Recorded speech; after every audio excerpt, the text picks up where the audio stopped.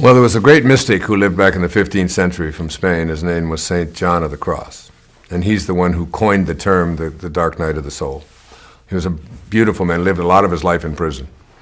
And he had a wonderful line that I have on my refrigerator, which is what I would give to them. And he said, "Where there is no love, put love, and you will find love." That would be my advice. If there's not love there for you in this moment, because there's only love and fear. That's it. If it's not love, it's fear, no matter what the circumstances are. If it's not love, it's fear. And if it's fear, it's not love. So this person that is going through this crisis is living in fear, because when you're in love, in a state of divine love, there is no fear, because divine love is different than human love. Human love, varies and changes.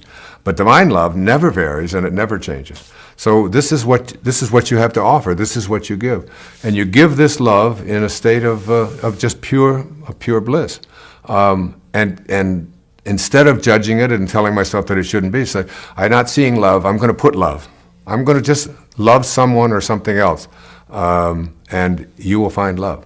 And this is always an option that all of us have. Okay.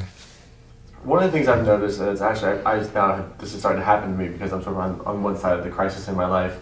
When a teacher, like all of us have been through some level of crisis or some level of pain, and then we get through it and we have a perspective on it.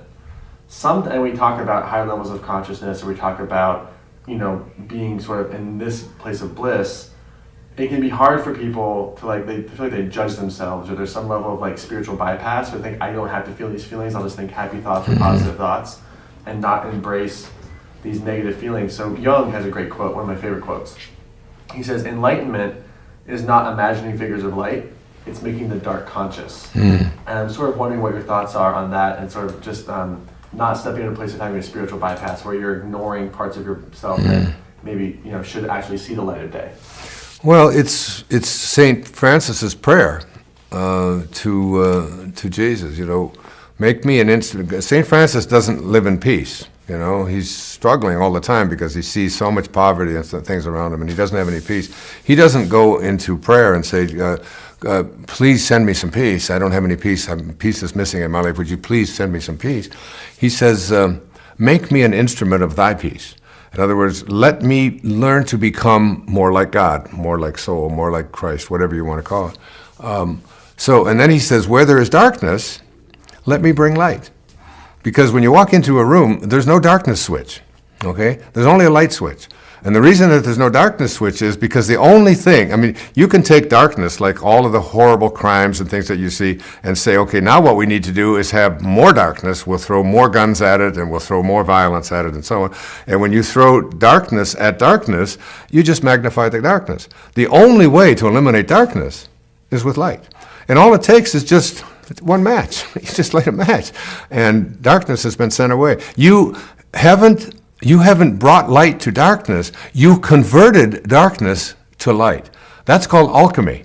When you convert something, when you take metal and you turn it into gold, that's what an alchemist is. A spiritual alchemist is someone who takes hate and anger and pain and all of these low-level energies and turns that into love. So he says, make me an instrument of thy peace. Where there is darkness, let me be light.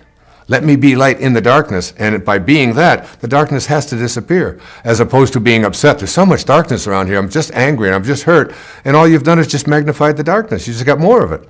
And the best way, they said of Jesus, when he would go into a village, just his presence in the village, and nothing more, would elevate the consciousness of the entire village, just by his presence.